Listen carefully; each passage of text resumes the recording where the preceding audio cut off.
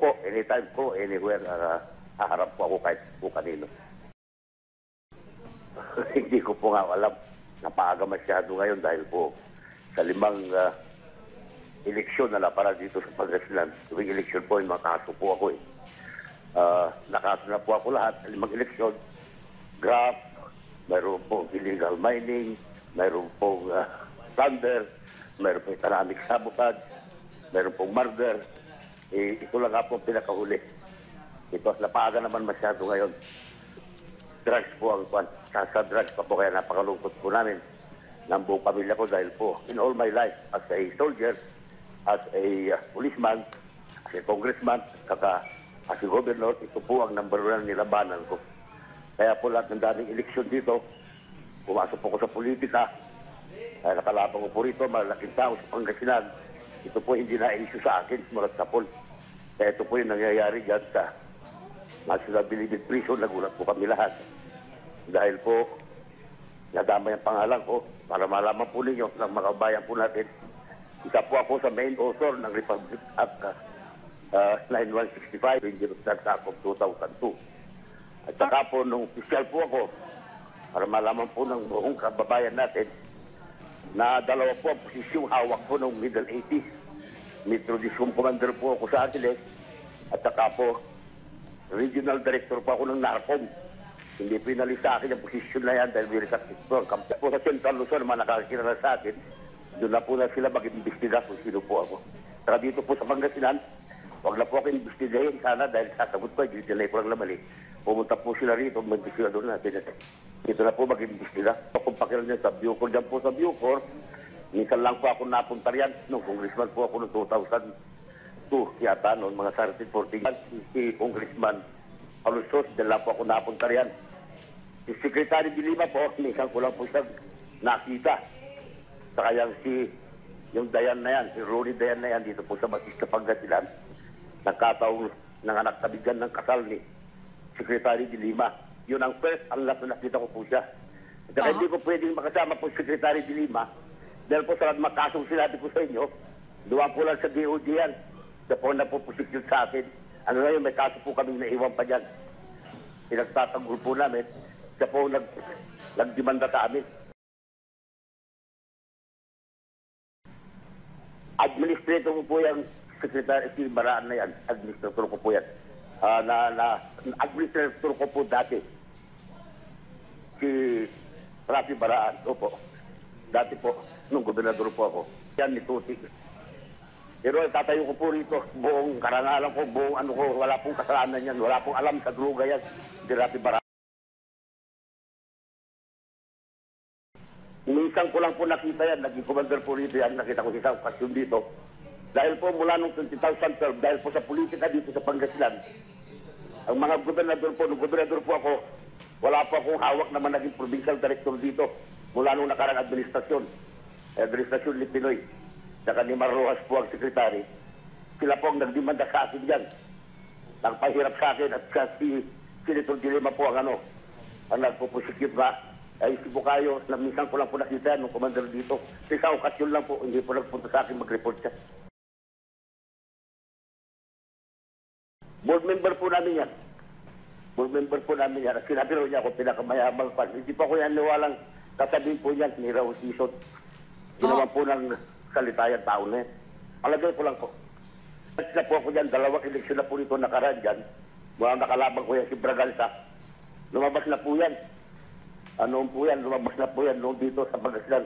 Pati po rito yung Ordua House, yung official residence po ng pag-ari po daw yan, nilabas po sa internet yan.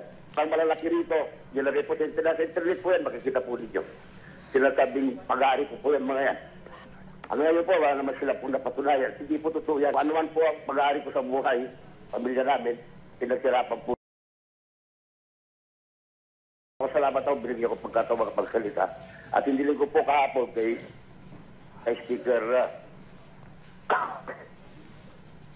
Alvarez na, excuse me po, parisara po kayo agitated po. Ako, 2 gabi na po wala akong tulog. Nagpaparis po ako sana ng meeting kay Presidente para ma-explain ko sa kanya ito dahil alam ko po ang mga motives ng ibang taong nag-feed sa kanya nito.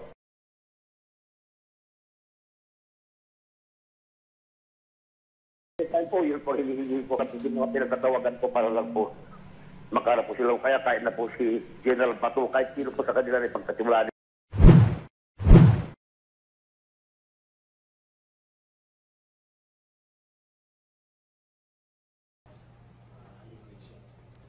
Yeah, honestly,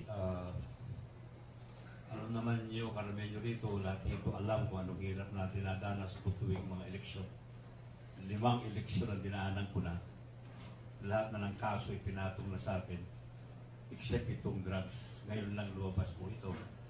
At honestly, sa tanang buhay ko nga, ito po yung inasikaso ko ang buti because I was always thinking then as a military officer sa PC at saka sa Philippine National Police, pagkatapos po congressman and governor, talaga pong ito ang priority ko more than the insurgency problem. Tapos po peace and order, kaya natin pakiramdam po ngayon. I think it's so ironic at kinakalungkot ko sa lahat dito dahil alam ng buong pamilya ko, may binuhos ko dito ang aking lahat ng pagod, lahat ng ano ko dito sa anti-drug campaign na to.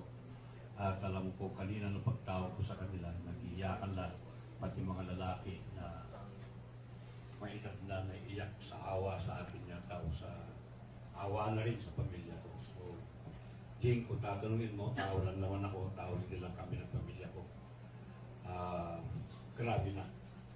Grabe na yung naramdaman namin. I'm sorry if I'm not trying to be sentimental, guys. No, hindi, pero tao din lang ako, guys. Masakit na masyado, malupit na masyado, dinaranas namin.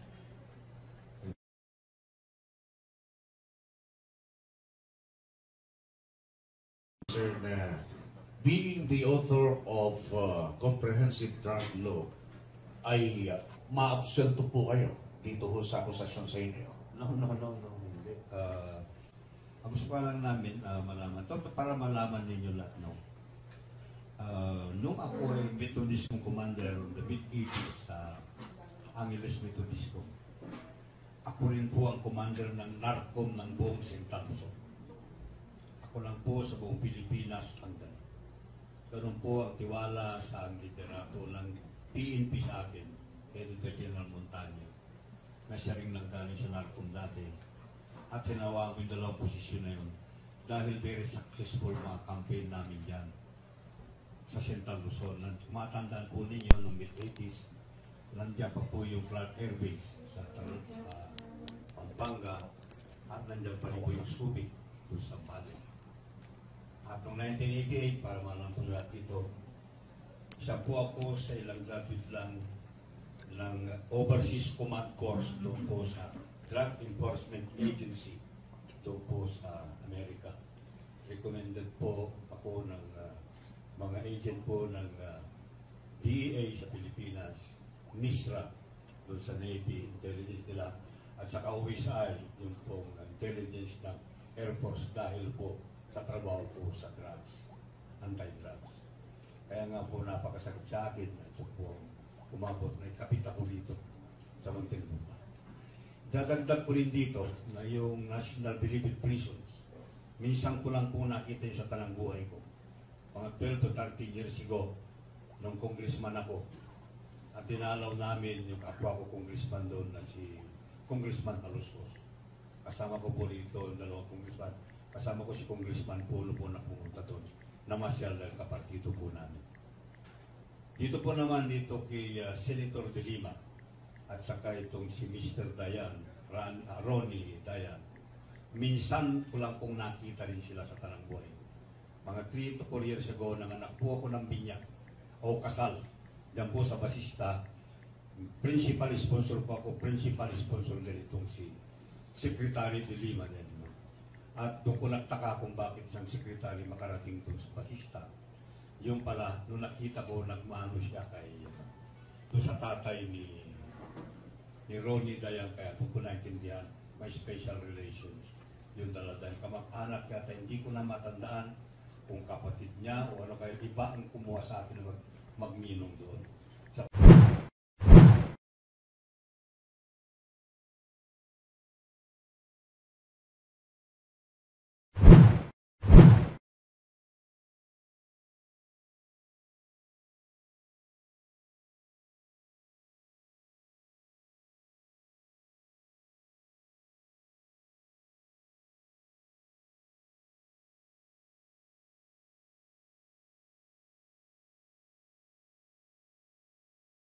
Opo, anytime po, anywhere, haharap po ako kahit po kanino. Hindi ko po nga alam. Napaaga masyado ngayon dahil po sa 5 eleksyon na para dito sa Pangasinan. Tuwing eleksyon po, nakaso po ako eh. Nakaso na po ako lahat sa 5 eleksyon. Graft, mayroon po illegal mining, mayroon po plunder, mayroon po economic sabotage, mayroon po murder. Ito lang nga po pinakahuli. Ito, napaaga naman masyado ngayon.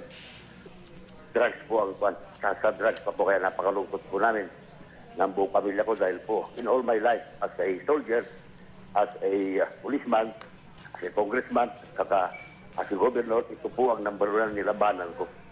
Kaya po lahat ng daming eleksyon dito, pumasok po ko sa politika, kaya nakalaban ko po rito, malaking tao sa Pangasinan. Ito po hindi na-issue sa akin, sumarat sa poll. Kaya ito po yung nangyayari dyan sa National Bilibid Prison, nagulat po kami lahat. Dahil po, nadama yung pangalan ko para malaman po ninyo ng mga kabayan po natin. Isa po ako sa main author ng Republic Act 9165, Dangerous Drugs Act of 2002.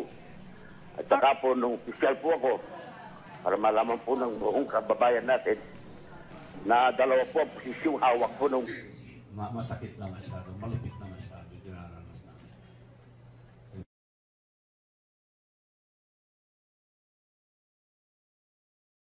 Sir, being the author of comprehensive drug law, ay maabsuelto po kayo dito ho sa akusasyon sa inyo? No, hindi. Ang gusto pa lang namin malaman, para malaman ninyo lahat, no? Nung ako ay Methodist commander on the mid-80s sa Angeles Methodist, ako rin po ang commander ng NARCOM ng buong Central Luzon. Ako lang po sa buong Pilipinas hanggang. Ganun po ang tiwala sa ang liderato ng PNP sa akin, headed by General Montaño, na siya rin nanggaling sa NARCOM dati. At hinawa ko yung 2 posisyon na yun dahil very successful mga campaign namin dyan sa Central Luzon. Matandaan po ninyo noong mid-80s, nandiyan pa po yung Clark Air Base sa Pampanga at nandiyan pa rin po yung Subic doon sa Pali.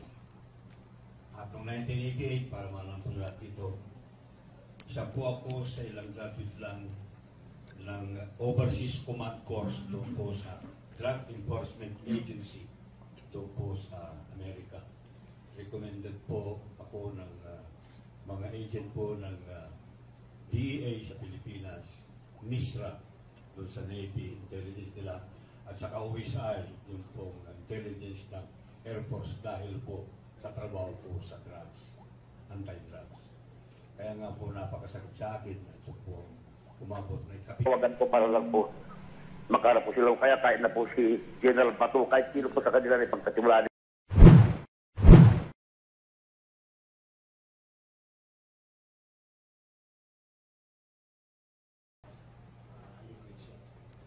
Yeah, honestly,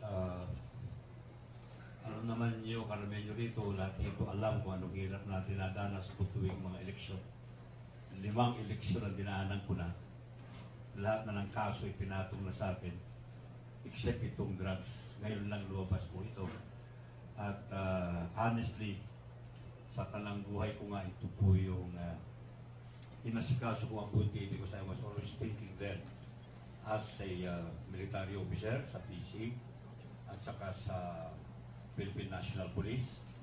Pagkatapos po congressman and governor, talaga pong ito ang priority ko more than the insurgency problem. Tapos po peace and order. Kaya natin pakiramdam ko ngayon. I think it's so ironic at kinakalungkot ko sa lahat dito dahil alam ng buong pamilya ko may binuhos ko dito ang aking lahat ng pagod, lahat ng ano ko dito sa anti-drug campaign na to. At alam ko kanina nung pagtawag ko sa kanila, nag-iiyakan lahat, pati mga lalaki na may edad na naiiyak sa awa sa akin yata o sa awa na rin sa pamilya ko. So, Jing, kung tatanungin mo, tao lang naman ako, tao din lang kami ng pamilya ko. Grabe na. Grabe na yung naramdaman namin. I'm sorry, I'm not trying to be sentimental, guys. No, Pero tao din yan ako. Middle 80s. Metro Discom Commander po ako sa Angeles. At saka po, Regional Director po ako ng NARCOM. Hindi pinalis sa akin ang posisyon na yan dahil may resakit po. Kampi po sa Central Luzon, mga nakakilala sa akin, doon na po na sila mag-imbestiga kung sino po ako. Saka dito po sa Pangasinan, huwag na po ako imbestigahin sana dahil sasagot ko, hindi nila po lang mali. Pumunta po sila rito, mag-imbestiga doon natin. Dito na po mag-imbestiga. Kung pakilan niya sa Bucor, dyan po sa Bucor, minsan lang po ako napunta riyan. Nung congressman po ako noong 2002, yata noon, mga 13-14. Si Congressman Alusos, dyan lang po ako napunta riyan. Si Secretary de Lima po, minsan ko lang po siya nakita. Saka yung Dayan na yan, si Rory Dayan na yan, dito po sa Batista, Pangasinan. Nagkataong nanganak na bigyan ng kasal ni Secretary de Lima. Yun ang first, ang nakita ko po siya. At saka hindi ko pwedeng makasama po si Secretary de Lima dahil po sa makasong sinabi ko sa inyo, duwang po lang sa DOJ yan. Siya po na po prosecute sa akin. Ano na yun, may kaso po kami naiwan pa dyan. Pinagtatanggol po namin. Siya po nagdemanda sa amin. Administrator ko po yan, Secretary, si Baraan na yan. Administrator ko po yan. Administrator ko po dati. Si Rafi Baraan. Opo. Dati po, nung gobernador po ako. Yan ni Tuti. Pero tatayo ko po rito, buong karangalan ko, buong ano ko, wala pong kasalanan yan. Wala pong alam sa druga yan. Si Rafi Baraan. Minsan ko lang po nakita yan, naging commander po rito yan, nakita ko isang okasyon dito. Dahil po mula noong 2012, dahil po sa politika dito sa Pangasinan, ang mga gobernador po, nung gobernador po ako, wala po akong hawak naman naging provincial director dito mula nung nakarang administrasyon ni Pinoy. Saka ni Marrojas po ang sekretary. Sila po ang nagdemanda sa akin dyan. Nagpahirap sa akin at si Senator Dilema po ang nagpo-prosecute ba. Ay si Bukayo, na minsan ko lang po nakita nung commander dito. Sa okasyon lang po, hindi po nagpunta sa akin mag-report siya. Board member po namin yan. Board member po namin yan. Sinabi rin niya ako pinakamayabang pa. Hindi pa ko yan niwalang kasabihin po yan ni Raul Sison. Ginawa po ng salitayan tao na yan. Palagay ko lang po. Sila po ako dyan, dalawang eleksyon na po nito nakaraan dyan. Mga nakalabang ko yan si Braganza. Lumabas na po yan. Ano po yan, lumabas na po yan noong dito sa Pangasinan. Pati po rito yung Urdua House, yung official residence po ng pag-ari po daw yan, nilabas po sa internet yan. Ang malalaki rito, nilagay po sa internet po yan, makikita po ninyo. Sinasabing pag-ari po yan mga yan. Ang ngayon po, wala naman sila po napatunayan. Hindi po totoo yan. Ano man po ang pag-ari ko sa buhay, pamilya namin, pinagsirapan po. Salamat ako, binigyan ko pagkatawa makapagsalita. At hindi lang ko po kahapon kay Speaker Alvarez na, excuse me mo pa rin, parisara po kayo agitated po. Ako, dalawang gabi na po wala akong tulog. Nagpapares po ako sana ng meeting kay Presidente para ma-explain ko sa kanya ito dahil alam ko po ang mga motives ng ibang taong nag-feed sa kanya nito.